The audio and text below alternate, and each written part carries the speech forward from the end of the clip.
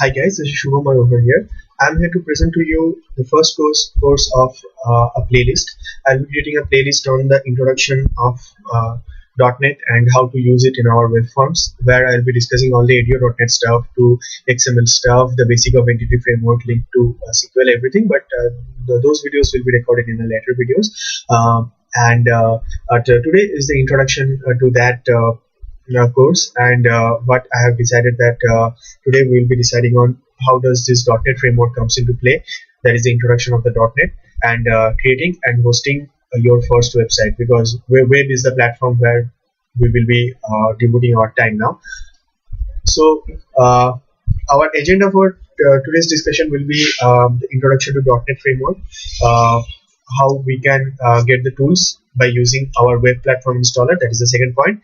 And the next one is a brief intro to the Visual Studio, our IDE or the integrated development environment, where we will be developing our application, and then how does ASP.NET application gets compiled, and enlightened to that we will discuss what is a website project and what is a web application project, a template that is available in the ASP.NET. So at first, I'd like to say that this is not for the exact the intermediate class of the developers. This is for the novice developer who have just started working on .NET. So let's delve into discussion what .NET framework is. .NET is a managed computing platform. Now, if I go into details that what is a managed and an unmanaged platform, that in an introduction, I should say this much, that managed is a platform where all the memory management and other kind of stuff are managed by our code platform itself. That is a .NET platform itself. We as a developer do not have to worry about that. Okay, so there is a library of software which handle all the memory management and everything. So that is why it is called the managed. And unmanaged code is something which is being written on the CLR stack, that is a C++ stack, where the actual .NET framework has been developed. Okay, so it gives us a secure runtime and the execution environment, and it gives us a huge language choice. We can go for VB.NET, C# as per the compiled language, and the languages like F# and the other kind of languages we use as a scripting language. And it has a great ability to integrate with the distributed system. When I say distributed system, suppose you expose a service, or you have some functionality in other kind of application. Maybe you have a VB application which functionality you want to use in your C# application, or it may be a Java application as well. So this distributed systems integrate very well in .NET framework, and the recent .NET framework, that is the like the .NET framework 4.5 plus and everything, has a great support to that. And also it gives you a totally object-oriented programming environment. That means that object-oriented programming is definitely the most powerful programming technique that we came across. After procedural programming language, it makes our life really easier. Okay, so let's get into this. What the web platform installer is. Now, Microsoft is famous for making our life easier. So when you are getting started as a developer, you must be thinking of how to get all my tools. Okay, so the first thing first, Microsoft give you a very convenient way to get all your tools. You can easily go into your favorite web browser, in your favorite search engine, be it a Bing or Google, whatever, and there just type web platform installer, and the first result you will be getting is this: the downloading a Microsoft web platform. And from here you will see that if you want, you can read all this, and you just go ahead and click on this free download. Okay, so once you click in this free download, I'm not going to do this thing because I already have every tool installed in my computer that is necessary. So once you click on this free download, you will get a 2 MB, like a 2 MB, like here it is written, a 2 MB installer installed in your to get downloaded, and eventually it will get installed. And that installer in turn will give you a lot of option what are the tools you want to get. It will give you this all kind of tools like SQL Server, Express, anything, and it is totally optional what are the tools you want to set. So I would strongly recommend that at first you just if you don't have it, you pause the video, you go ahead with this free download thing, and what are the tools you will develop is just list it down. You should go ahead with the Visual Studio Express Edition, and if you don't find the Express Edition, you will see after downloading, you will see a window where at top of it, you will see a search where just type Express and you will get the Visual Studio Express Edition, and go ahead with the installer. Okay, with the installation of that, and then again resume this video and click the next part, because the next part will be mostly dependent on how we are going to how we will be developing our application on that. Well, so my assumption is that you have already installed web platform installer by now. Okay, so let's go ahead with this. I will this web platform installer we have installed. So now the first thing first, what we get installed is Visual Studio 2000. I think if you go ahead with the latest version, it will get you Visual Studio 2013 Express Edition. So it is IDE. Now when we say IDE, we all know, like who have a little bit of programming background, that IDE is the integrated development environment. Like it supports many kind of languages, whichever languages we want to choose from the .NET framework stack, maybe it's C Sharp, F Sharp, VB, whatever, and it let you build your code, design your code, test it, and deploy it. This all kind of support, the build, design, test, and deploy is there. So it gives you a very strong code editor with all kind of IntelliSense support. When I say IntelliSense, it means, like, suppose you are writing word A, you will get all the available overridden methods against it. You will get a solution explorer. At rightmost you could see it, like where you have a very easy navigation window to all that, and also you have a server explorer where you could do a lot of exploration thing over your classes. You have every properties that is being displayed in a properties window. You have the toolbox, you have debugger windows, and many more. Like Visual Studio itself, it will take 1 hour if I just give you a simple walkthrough. Yeah, that's true. A simple walkthrough will itself take an hour. So let's not get into these details. If you want if you want any help regarding this, just drop that thing in the comments, and I will try my best to answer it. So now the next part comes in, how this ASP.NET projects get compiled. So as I said, the C Sharp and the VB both are the compiled languages, unlike JavaScript, which are the scripted language. So what happens with these compiled languages are, so see here, this source code that we write, this is the only responsibility of a developer to write this source code. Okay, and after writing this source code, what happens is we have a built-in compiler against every language. For example, for C Sharp there is a language, and for VB there is a language, but we as a developer don't have to worry about that. Visual Studio or whichever the Microsoft platform we are developing into, it automatically use that compiler, and it will convert it into the intermediate language. Now when I say intermediate language, it is not the bits and bytes of code, it is the machine language. Okay, and then this language turns into the just-in-time compiler, and then it get executed as a native code, which our machine, for example our motherboard, doesn't really understand public static void main. Okay, so maybe that particular thing it understanding forms of bytes and bits, so it actually gets converted into that bytes or bits of instruction using that just-in-time compiler, and then we will then our code gets compiled. So but this whole thing is totally abstracted from us. We do not have to worry about anything. Okay, we as a developer only write the source code or design or test or whatever the things we do, and all the rest of the things are being taken care by the compiler itself. And yeah, if you go into the advanced level, there are some unmanaged kind of code you may have to write where you may have to tweak the compiler behavior, but which is really out of scope of our discussion right now. Okay, so let's come into this right side of this discussion of this diagram. Sorry.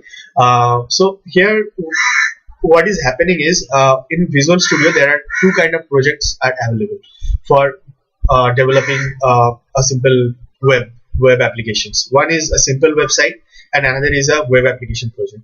Now, what is the difference between this website and the web application project always bewildered me when I first started my ASP.NET development. I was thinking that why people are not going into website, but why the people are going into the web application or project-based solutions. So let's so regarding this, the website compilation model, what happens is, I think those who have a little bit of programming background, they know what DLL is a dynamic link library. What is happening is, when a program get executed, it creates a DLL, or which actually eh, which actually executes when the program gets hit it. Okay, so once you hit the program, that DLL gets generated, and that DLL in turns get all the outputs or whatever is necessary. Okay, so this happens after the compilation or the building of the project. But in case of website compilation, what is happening is no DLL is getting created. Okay, so like if you are working in a production environment, okay, as a developer we will be writing our codes, and that doesn't really sit through in our own machine. It goes into the production, and the production server, uh, we have to, if we create a website compilation model, we don't have DLL to that, so we have to copy all the codes into our production server to publish our website. So what happens is, there is a very big security risk that all the classes and all the files we have written, a certain person with a malafide intention can simply directly go into that file. Okay, until unless we set up a very high level of security against every page. So this is not a recommended practice. Okay, so whatever happens in a normal scenario, in a normal industry scenario, is we create the application, we generate the DLL, and then we publish it to our production server, and from there we host it, and it is getting hit from our client side. Okay, so this is the basic reason how this compilation model happens. And so let's discuss this thing in a little bit more detail, the website project versus web application project. Okay, so I'm going into my Visual Studio, and here I'll be creating one website. I'll be simply creating an empty website, although there are quite a bit of options available. And look, these are the templates. I have Visual Basic and the Visual C# available with me. So I will simply go ahead with the C# because that is a language I am comfortable with, and I will name it as my first website.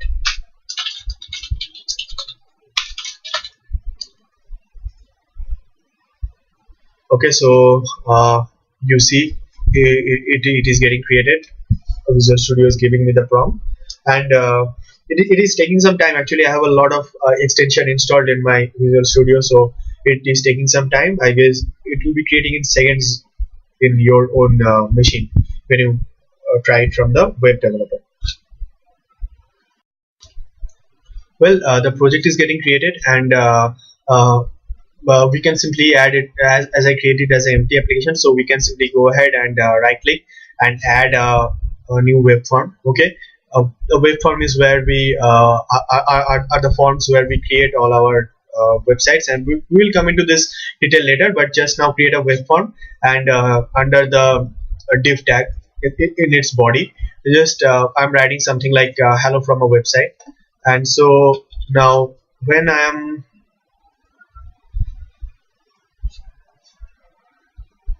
viewing it in the browser, I see that it gives me hello from a website.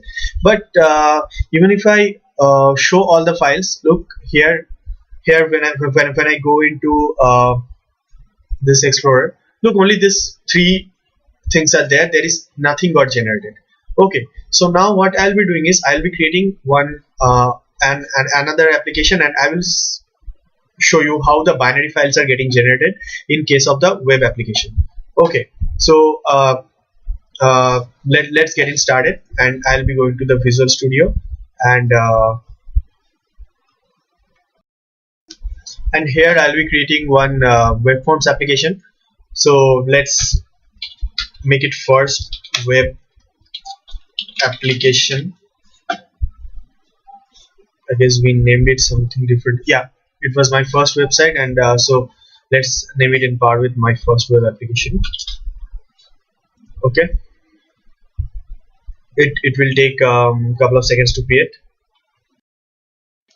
Well, so I have my first page, and as I did not create it as an empty application, so you see there is a lot of things has been generated over here. And if I run it in the Firefox, or I can always target anything. Firefox is my favorite browser, that is why I always go on run it in the Firefox. So let's have it. So here we have our first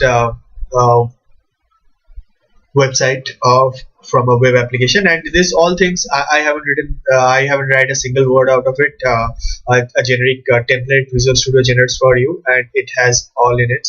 So so let's delve into this. What is actually happening in the difference of the compilation? So now if I go over there in my project, let's stop the debug. So if I go into this.